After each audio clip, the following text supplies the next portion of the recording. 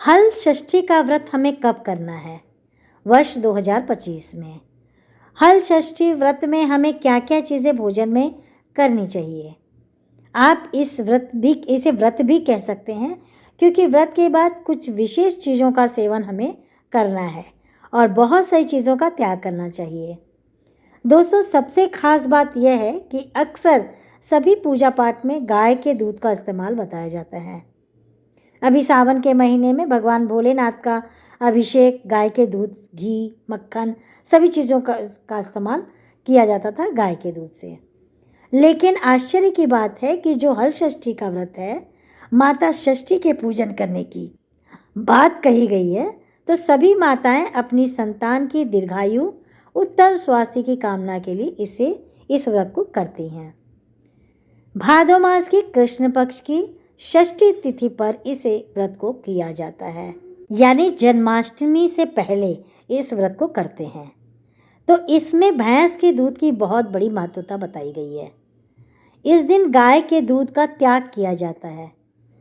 आप भैंस के दूध से ही पूजन करें। भैंस के दूध का बना घी आप अपने व्रत के फलाहार में ले सकते हैं। उसी का दीपक जलाया जाता है। उसी का मतलब भैंस के घी का ही जो दूध रहता है, उसमें आप फलाहार वगैरह आप अपना बना सकते हैं। इसमें कुछ खास चीज़ें हैं जो कि हल से जोती बोई ना हो उसे खाया जाता है, क्योंकि इसे हल षष्ठी के नाम से भी जाना जाता है। फिर से दोहराऊंगी कि इसमें खास चीज़ यह है कि हल से जोती बोई चीज़ों को ही बस खाया जाता है, इसीलिए इसे हल षष्ठी के नाम से भी जाना जाता है। हल षष्ठी का जो व्रत है, इसे आम बोलचाल की भाषा में अलग अलग नामों से भी जाना जाता है। जैसे कि कहीं कहीं से हर छठ के नाम से जानते हैं, कहीं कहीं इसे ललही छठ के नाम से जानते हैं, और बलराम जयंती के नाम से तो इसे जाना ही जाता है। क्यों? क्योंकि भगवान श्री कृष्ण के बड़े भाई बलदाऊ का जन्मोत्सव यानी जन्मदिन हल षष्ठी के दिन मनाया जाता है। उनका मुख्य शस्त्र हल था, इसीलिए हल की पूजा भी की जाती है।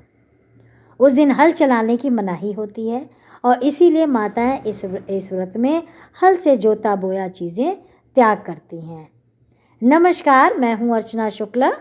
भजन लोकगीत चैनल से आप लोगों का बहुत बहुत स्वागत करती हूं।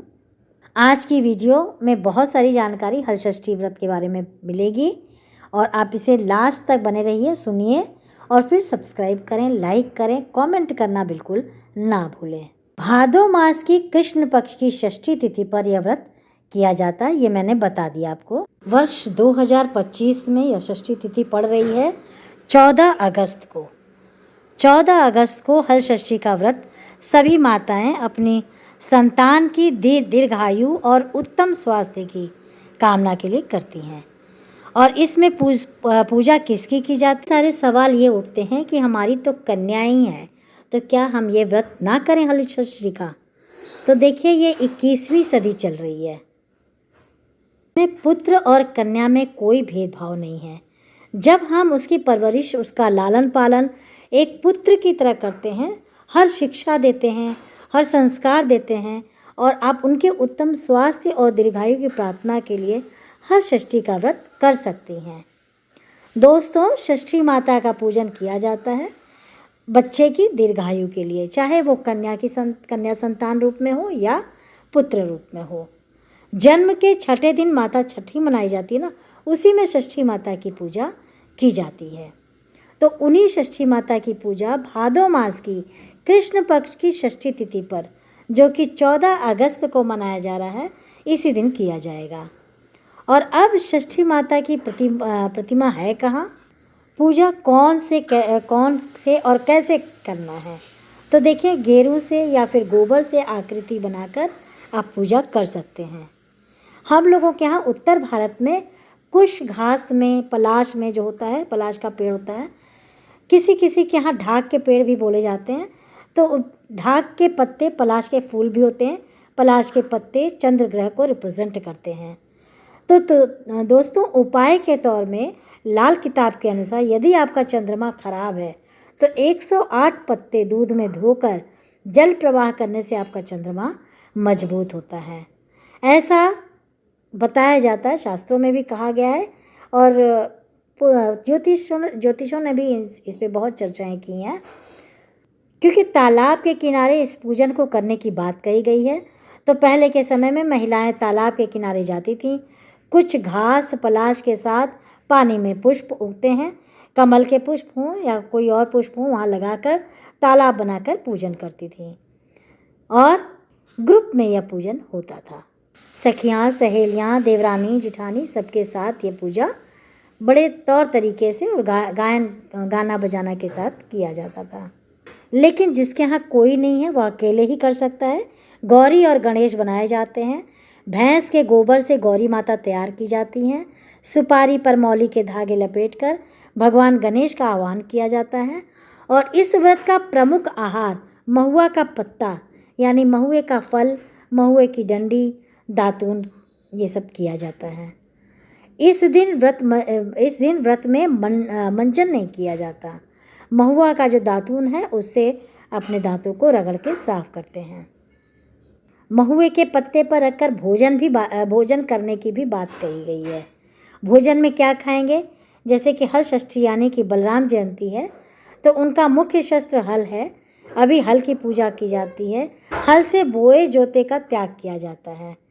तो यहाँ पर क्या क्या खाएंगी? जैसे कि सिंघाड़ा, आप जानते ही हैं, पानी फल उसे कहते हैं। तो ये सिंघाड़ा आप खा सकते हैं, शुद्ध माना जाता है।